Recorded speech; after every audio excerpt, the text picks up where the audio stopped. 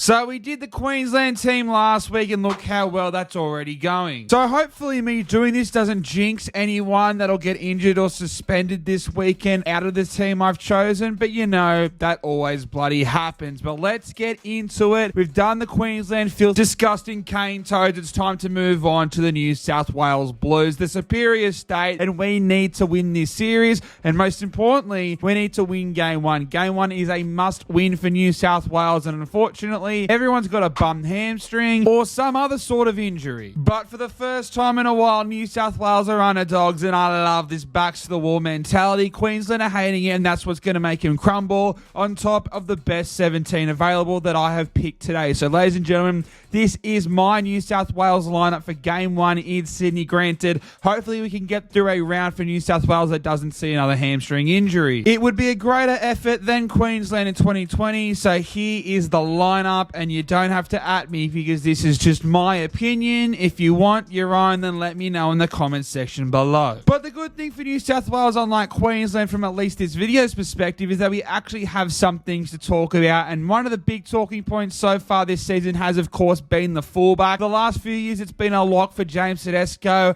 and I have agreed nearly every single year. James Tedesco, in my opinion, is New South Wales' greatest ever fullback. A lot of people don't like you saying that when they're still playing currently, but I don't think anyone even comes close, especially after the 8 years of horror on my television screen on a Wednesday night. But unfortunately for James Tedesco, I have not picked him. It's time for a changing of the guard, and you guys already know who I've got in if I'm not picking Tedesco. It is time for Dylan Edwards to get his crack at New South Wales in the sky blue jersey. He has really asserted himself. I'd say ever since 2022 is probably the best fullback in the competition, alongside Reece Walsh, who is shot up at the moment. In my opinion, Dylan Edwards is slap dab in the middle of his prime, whereas unfortunately I think Tedesco is just past it a little bit. I do think not only for the Blues but for the Roosters, it's time for Tedesco to change the way he plays, and I just think that everything right now that Tedesco is great at, the effort plays, the yardage carries, the tackle breaks, I think Edwards is just a better version of Tedesco at the moment. I'm not saying Edwards is better than the best version of Tedesco, but he's the best work rate fullback in the competition. He doesn't have the crazy X-Factor plays you'll see from a Reece Walsh, but in my opinion, he's also the best defensive fullback in the competition as well. I know Tedesco's great there, but I just think Dylan Edwards' positional play, and he always seems to make a tackle when he's one-on-one with a player who's just made a line break. I actually think that this is a pretty simple one. I get why people would go Tedesco, especially with no Nathan Cleary. I think no Nathan Cleary really hurt not just Dylan Edwards' chances, but a lot of the Penrith players who are in the mix. But I just think with Madge, with the changing of the guard, and in my opinion, we're going to see a new captain, it's time to change things up, and I do think that a prime Dylan Edwards deserves his crack in the Origin arena. He's played well in every finals game for Penrith. He's always consistently a great player. I get why people would go Tedesco, but for me, this is a fresh start. It's a chance to rebuild the current New South Wales lineup because we have been scarred by the past 2 years. So it's, for me, cheeky Dylan Edwards gets his starting at fullback. There are a few locks for New South Wales, and this guy is one of them, the best winger in the world right now, and dare I say, this man has probably already asserted himself as one of the great wingers of all time. Brian To'o, the best yardage winger of all time, the best finisher probably of all time, and his defensive choices are always very, very good. It's hard to really judge a winger on defense, but Brian To'o is definitely one of those guys who is scoring far more tries than he's letting in.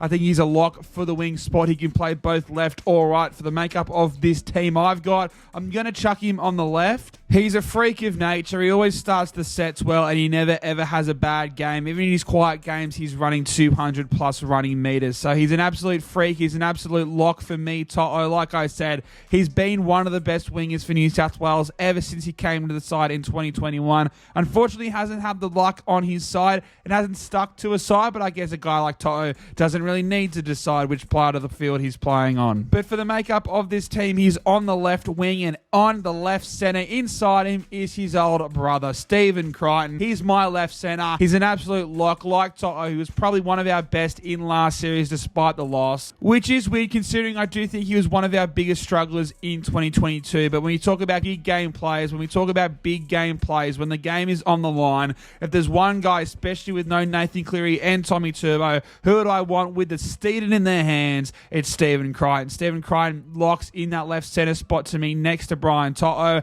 Again, they can play left or right. I do think that they play together no matter which side of the field they are on Crichton and To'o. It's just their left side for me because of the players I've got on the right-hand side. But those two, probably the best center-wing combination we have seen in quite a few years. And they don't even have to play together to be spectacular. But why not just stock up the left-hand side, especially when we've got questions around the 5'8". And on to the right side we go. And this one has been a bit of a debate in my head. But I'm going to go a bit of a smoky here at my right center. A guy who's been there before. And unfortunately, one of the guys, Freddie Fittler, really just chucked in the trash can and never wanted to use again. But I'm going Tony Staggs. He's not having the crazy plays that he did when he first got picked for New South Wales in 2022, but he's playing far better footy, and most importantly, which is a theme of my side, his work rate is extremely high compared to the other centers in this competition, and his defense one-on-one is so good. Reece Walsh is going to be sending a lot of traffic down that edge to New South Wales, so I think Tony Staggs is playing some of the best player, and he probably has had a quiet few weeks compared to where he started the season, but for me, it's Zach Lomax. Similar to Tony Staggs, I mean, work rate through the roof, form in general just through the roof, and most importantly, he's still got that X factor about him. Zach Lomax has been so good on the wing for the Dragons this year. He'd probably be leading the Dally M winger race at the moment. Build the future of this New South Wales side around. So that is my back five. On to the halves, which have also been kicked in the rugby league dick. But who have I got? Well, if you guys watched the video last week, my thoughts haven't really changed. I'm going Jerome Luai at the 5'8" position.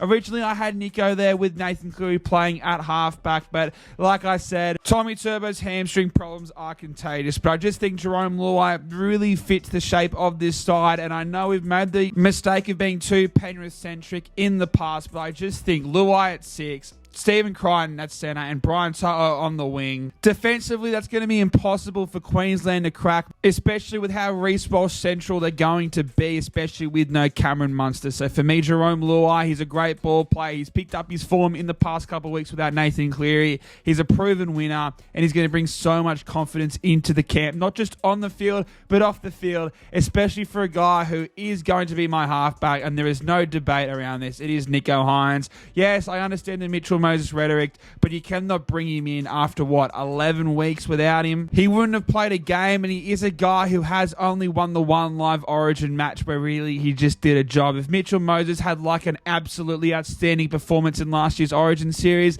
then I could maybe understand the argument. But when you look at what Nicho Hynes is doing, and he's been in the squad for the past few years, he got absolutely burnt by Freddie. In just his first 2 years as a starting full-time halfback at the Cronulla Sharks, he's taken him to the finals foot, he's taken him to the top 4, he's won a Dally M, and now he's leading them as the best team in the competition. A lot of teams tried to chance their arm early against him defensively, and Nicho Hynes has proven that he is a great defender as well. So for me, this is almost a lock. This is a no-brainer. Nicho Hynes, unfortunately with the injury to Nathan Cleary, he's the next best option. He's probably the form player of the entire competition, and he's been so good for the past few years. I think partnering with Luai will only help him, especially with the confidence that Luai will bring to camp. So I think that those two are an easy halves combination. I get the calls for Matty Burton. I just don't think his form at the moment is nowhere near up to Origin number 6 standard. We were talking about him having to move to centre for the Bulldogs not too long ago, so I think it's a stretch to put him as the Bulldogs number 6, especially when you got a proven winner that can partner and just give so much confidence to Nicho Hynes in the halves. To the big boppers, and starting in number 8 is of course Payne Haas. The Payne Train, the best front rower in rugby league arguably. Yes, he's got an injury concern, but obviously the Brisbane Broncos have some sort of special needle. He's going to be so important this series, Payne Haas, and while he has played decently to good, I can't wait for him to have his Origin series like the Lindsay Collins, like the Ruben Cotters.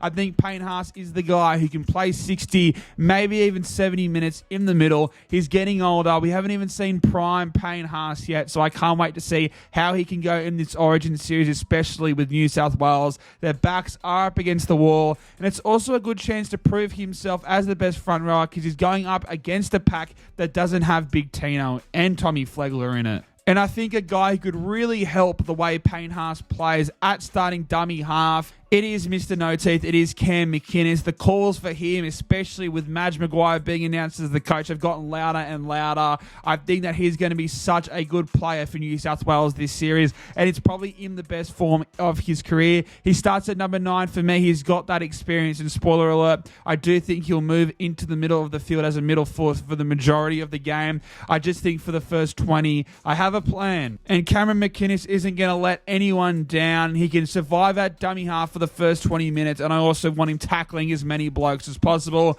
I think he's primed for a New South Wales debut, and if we don't see him, then the Madge Maguire I know and love has been shot dead. And the other front rower partnering Payne Haas, if you don't agree with this, then you simply just don't get rugby league, or you have short-term rugby league memory loss. It is Jake Trbojevic. He is probably one of the locks for New South Wales. He is such a good player, the best defensive player in the entire competition, dare I say one of the great tacklers in rugby league history. The New South Wales 25% win rate without him tells you all you need to know about how important Jake Trbojevic is. And attack and defense, they both are equal parts of the game, and when you can pick the best defensive player in the entire competition, you've got to. Jake doesn't need to play 80 minutes like he has in the past, but he's still capable of playing big minutes. And like a lot of these players I'm picking, you know Jake is going to be at least a 7 or an 8 out of 10. He's more likely going to be a 9 or 10 out of 10. So Jake, partners Payne Haas in my front row. And as we move to the back row, I'm picking his teammate because this is so overdue. Haumole Olakau'atu for me is starting in the back row, and he's starting on the left edge. He plays right edge for me on the outside DCE, but I just think giving Jerome Luai that short ball that he loves to do. We've seen Olakau'atu carry 5, 6, 7 blokes over the try line before.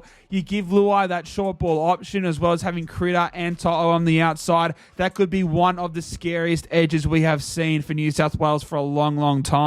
Olakau'atu does all the X-Factor stuff. He's probably the best back rower in the entire competition, but what gets forgotten is even when he doesn't have these crazy tries or these crazy offloads, he still makes 40 tackles, and they're all ones that are going to put Queenslanders on their backside. So for me, the best back rower in the competition. I get calls to put him on the bench, but when you got a guy who's this good, you just don't put them on the bench, in my opinion. On the right back row, it's Liam Martin. Yes, Liam Martin has probably had his quietest start to a season. Besides last year, we got picked off injured, and look how well he went. He was our best player in last series, in my opinion, Liam Martin, so he needs to be starting on the field. He's going to bring that aggression. When you have Liam Martin on the right and Olakau'atu on the left, you can bet when Reece Walsh tries to attack down New South Wales edges, he's going to get flattened by Olakau'atu or Liam Martin. And starting at lock, I've been very critical of him in Origin, but there's no doubt he's probably one of the best forwards in rugby league. It's Isaiah Yeo. I think the Cameron Murray injury makes this a lot easier. I just think if Isaiah Yeo can play like he has for Penrith, especially without Nathan Cleary, where it's just run first, don't do these stupid little inside balls when you're flat-footed, don't always be getting involved, just pick your moments and pick when you ball play, know when to get out of the way for Nico Hines. I think Isaiah Yeo could be a beautiful director out in the middle of the field. Another guy who's going to give so much confidence and so much time to Nico. Like I said, if he can just pick his moments, he sort of had the same criticism as Tedesco last year. I think if Isaiah Yeo can pick his moments just a little bit better, then he can be one of New South Wales' best, and another guy that could move into the front row if need be to get Cam McInnes more time. So that's what's good about all the middles that I've started with, is that they can all play big minutes, which has allowed me some leeway when it comes to my bench. And at the number 14, you're probably thinking I've got a dummy half here, and I've got the best dummy half arguably in rugby league. Api Koroisau is my 14. Originally, I had him at 9, but I think McInnes starts the first 20 and then Api plays the rest of the game. I just think giving him that first 20 minutes out of the game, Api loves to go tackling. Just taking that first sting out of him, I think, could really benefit him in the long term. And I think towards the back end of the first half, he could be really dangerous. Unfortunately, Api has suffered from the fact that he's gone to the Tigers from Penrith, but if they were winning the Tigers, then it's all because of him, and he would be getting such the accolades. And even last year, he was still one of our best in all the Origin games that he did play. So for Api, for me, he's the 14 for New South Wales, and he's basically playing most of the game as dummy half, a bit like Harry Grant, to be honest. Then I've got Angus Crichton on the bench. The reason I've got him on the bench is basically because I just think Olakau'atu makes the form of that team better, but also Angus Crichton is my centre cover on the bench. He's done it before. He can also play in the middle. I think Angus Crichton's versatility is a must for this side, whether he starts or is off the bench. I've just got him off the bench personally because I do think that Olakau'atu and Liam Martin can play close to 80 minutes, but you cannot deny the form of Angus Crichton. It's between him and Hudson Young for this spot. I know it's hard to hold grudges. And I'm not saying I'd never pick him again. I just think Crichton's been in form for just a bit longer than Hudson Young has, who has really picked it up in the past month or so, but he didn't play great last year. So I'm going Angus Crichton off the bench. And my last two front row spots, I've got Junior Bolo. I know he hasn't had the best year, neither has Parramatta, but off the bench, I still think he's been very, very good. And he's going to prove a different point of X factor through the middle because he's got that ball playing. He's got that offload. He's got that footwork. And when you partner him off the bench with the other front row and making his State of Origin debut, Mitch Barnett, I think those two could be a perfect foil for one another. Paulo, who'll be the attacking-minded player with the offload, with the footwork, can even ball play a little bit if Isaiah Yeo is feeling like taking a set off or two. And Mitchy Barnett is explosive. He'll take your head off. He can also move out to an edge if, for God's sakes, the New South Wales injury crisis doesn't stop during the game. I think Adam Fanua-Blake is sort of like that Junior Polo version of player. Obviously better, but I think Barnett can be a perfect foil for him. Another guy who's capable of playing big minutes as well. So there is my 17 for the New South Wales Blues. Let me know what you agree with, what you disagree with, and if you do disagree, then I know you're just a Queenslander at heart. But ladies and gentlemen, smash the like button, subscribe if you haven't yet already, and I'll see you in the next one.